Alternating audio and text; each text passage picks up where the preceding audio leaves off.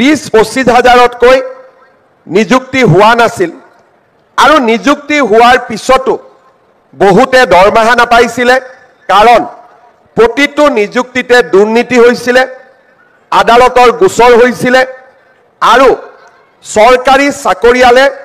চাকৰি জীৱনৰ স্থিৰতা পাবলৈ বহুখিনি সময় লাগিছিলে অন্তত 80 দশকৰ পৰা মই যি ধৰণে চৰকাৰী চাকৰি নিযুক্তিৰ প্ৰক্ৰিয়া দেখি আহিছিলো ই এটা যথেষ্ট জটিল প্ৰক্ৰিয়া আছিল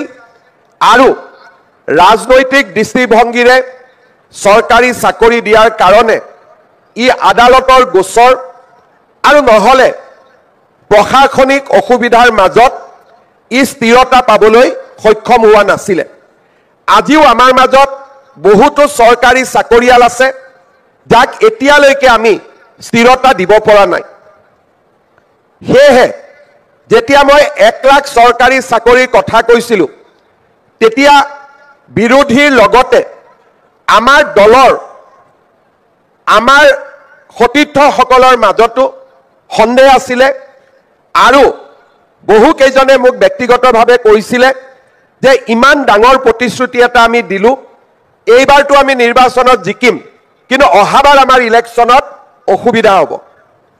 মোৰ মনত বিশ্বাস আছিলে যে আমি অসমত যদি এখন শক্তিশালী চৰকাৰ নিৰ্মাণ কৰিব পাৰো আমি এই বাধাবোৰ অতিক্ৰম কৰিব পাৰিম আৰু 20টা বছৰ চৰকাৰত থাকি মই যিখিনি অভিজ্ঞতা আহৰণ কৰিছো তাক আলম হিচাপে লৈ আমি 1 লাখ চৰকাৰী চাকৰিৰ প্ৰতিশ্ৰুতি পূৰ্ণও কৰিব পাৰিম চৰকাৰ হোৱাৰ লগে লগে আমি এখন মন্ত্ৰীসভাৰ কমিটি বনাইছিলো আৰু কেনেকৈ আমি 1 লাখ চৰকাৰী চাকৰি দিম তাৰ এটা আমি পৰিকল্পনা কৰিছিলো আমি সিদ্ধান্ত লৈছিলো যে অসমত শিক্ষক শিক্ষয়িত্ৰীৰ প্ৰয়োজন আছে ডক্টৰ নাৰ্ছ বিভিন্ন ধৰণৰ স্বাস্থ্য বিভাগৰ লগত জড়িত কৰ্তব্যৰ বাবে নিযুক্তিৰ প্ৰয়োজনীয়তা আছে আৰু আৰক্ষীত যথেষ্ট নিযুক্তিৰ প্ৰয়োজনীয়তা আছে খালি থকা পদ আৰু নতুনকৈ পদ সৃষ্টি কৰি এই মুহূৰ্তলৈকে আমি 1,21,240 গৰাকী যুৱক যুৱতীক চৰকাৰত চাকৰি দিবলৈ আমি সক্ষম হৈছো আৰু আটাইতকৈ ডাঙৰ কথা যে চাকৰি পোৱাবিলাকো সন্তুষ্ট চাকৰি নোপোৱাবিলাকো সন্তুষ্ট সেই কাৰণে চাকৰি পোৱাৰ পিছত আজি আমাৰ হাই কোৰ্টত চাকৰিৰ প্ৰক্ৰিয়াটোক চ্যালেঞ্জ কৰি এক প্ৰকাৰ গোচৰ নাই বুলি আমি ক'ব পাৰো কাৰণ চৰকাৰখনৰ স্বচ্ছতা আৰু চৰকাৰখনে যে মেধা সম্পন্ন ছাত্ৰ ছাত্ৰীক নিযুক্তি দিব খুজিছে তাক লৈ আজি কাৰো মনত সন্দেহ নাই প্ৰথম 2 বছৰ বিধানসভাত বিৰোধীয়ে মোক সদায় খুধে যে 1 লাখ চাকৰি কেতিয়া হ'ব তেতিয়া মই কৈছিলো যে মোৰ 5 বছৰৰ প্ৰতিশ্ৰুতি 1 লাখ আছিলে কিন্তু মই 1.5 লাখ পাৰ কৰি যাম আৰু 2 লাখৰ ওচৰ চাপিম যেতিয়া লাহে লাহে নিযুক্তিবোৰ দেখিব আৰম্ভ কৰিলে বিৰোধীয়ে চাকৰি কথাটো বাদ দিলে আগতে 2-এজন বিধায়কে প্ৰশ্ন খুধি আছিলে আজিকালি সেইটো চেপ্টাৰ বাদ দিলে তেওঁলোকে এতিয়া নতুন চেপ্টাৰলৈকে গৈছে চাকৰিৰ চেপ্টাৰৰ কথা খুধা এক প্ৰকাৰ বাদ দিলে প্ৰথমবাৰ নিযুক্তি পাওঁতে প্ৰথমবাৰ নিযুক্তি দিওঁতে কৰবাত ভুল উলিয়াব পাৰি নেকি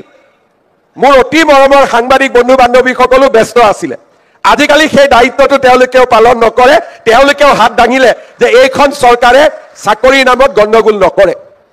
আজি আপোনালোক ইয়াত আহিছে যদি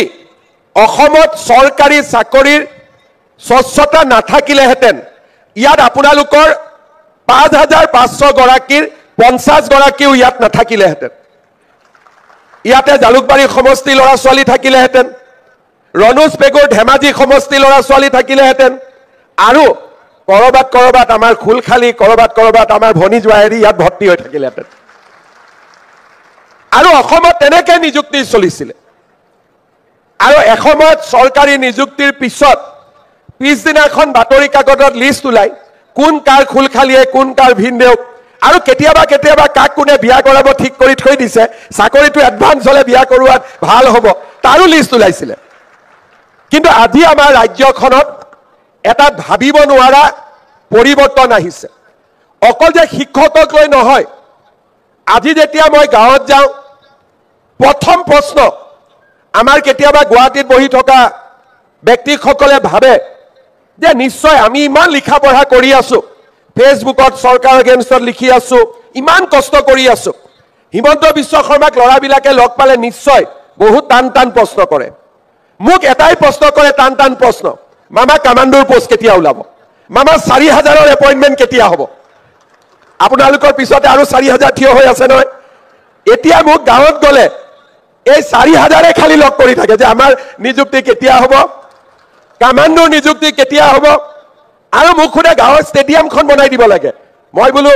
হিমা দাস লভলিনাক দেখি এওঁলোকে খেলুৱৈ হ'ব খুজিছে নেকি মই বোলো ষ্টেডিয়াম কিয় খেলিব ইচ্ছা কি খেলা বোলে নহয় দাদা পুলিচৰ চাকৰি লাগে না দৌৰিব লাগে এনেকুৱা পৰিৱেশ অসমত আগতে কেতিয়াও হোৱা নাছিল আজি আমাৰ অসমত এটা ভাবিব নোৱাৰাকৈ যুৱক যুৱতীৰ মাজত এটা আশাৰ সঞ্চাৰ হৈছে যে পঢ়া শুনা কৰিলে আমি চৰকাৰী চাকৰি পাব পাৰো আৰু য'ত চৰকাৰী চাকৰি নাপাম তাত চৰকাৰখনে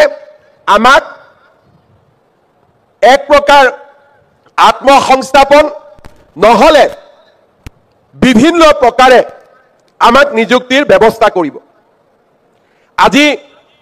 কেইদিনমান আগৰ পৰা এই বিষয়ে পেপাৰত লিখা হৈ আছে আমাৰ জাগিৰোডত সেমি কণ্ডাক্টৰৰ ইণ্ডাষ্ট্ৰি আহিছে দেশ বিদেশত থকা অসমীয়া ল'ৰা ছোৱালীবিলাকে এতিয়া জাগিৰোডলৈ উভতি আহিছে আজি আমাৰ ৰাজ্যখনত এটাৰ পিছত এটাকৈ উদ্যোগৰ পৰিৱেশ নিৰ্মাণ হৈছে নামৰূপৰ পৰা চাপৰলৈ মই কিয় কৈছো নামৰূপত আমাৰ ফাৰ্টিলাইজাৰ ইণ্ডাষ্ট্ৰি হ'ব নুমলীগড়ত ৰিফাইনেৰী জাগিৰোডত সেমি কণ্ডাক্টৰ চাপৰত থাৰ্মেল পাৱাৰ ক'ব গ'লে গোটেই অসমখনতে আজি উদ্যোগ স্থাপনৰ এটা নতুন পৰিৱেশ আৰম্ভ হৈছে আজি আমাক শিক্ষিত যুৱক যুৱতীৰ প্ৰয়োজন হৈছে আৰু শিক্ষিত যুৱক যুৱতী নিৰ্মাণ কৰিবৰ বাবে আমাক চৰকাৰী বিদ্যালয়ৰ প্ৰয়োজন আছে শিক্ষক শিক্ষয়িত্ৰীৰ প্ৰয়োজন আছে আৰু দৰিদ্ৰ আৰু মধ্যবিত্তজনৰ মাজত আশাৰ সঞ্চাৰ কৰিবলৈ আমি এটা সুস্থিৰ শিক্ষা ব্যৱস্থা নিৰ্মাণ কৰাৰ প্ৰয়োজনীয়তা আছে আজি যদি আপোনালোকে অসমত চাই প্ৰত্যেকখন গাঁৱতে একোখন চৰকাৰী বিদ্যালয়ক উন্নত বিদ্যালয়লৈ ৰূপান্তৰ কৰাৰ নতুন এটা নিৰ্মাণ আৰু পৰিৱৰ্তনৰ ছবি আপোনালোকৰ সন্মুখত আহিব 8 কোটি টকাৰে হাইস্কুলবিলাক নতুনকৈ নিৰ্মাণ কৰাৰ চেষ্টা কৰা হৈছে চাহ বাগিচাৰ ভিতৰলৈ গৈ হাইস্কুল নিৰ্মাণ কৰা হৈছে আৰু দূৰ দূৰণিৰ অঞ্চললৈ গৈ মহিলাৰ বাবে কলেজ আৰু উচ্চ শিক্ষাৰ বাবে বিশ্ববিদ্যালয় নিৰ্মাণৰ এক ভাবিব নোৱাৰা আন্দোলন আৰম্ভ হৈছে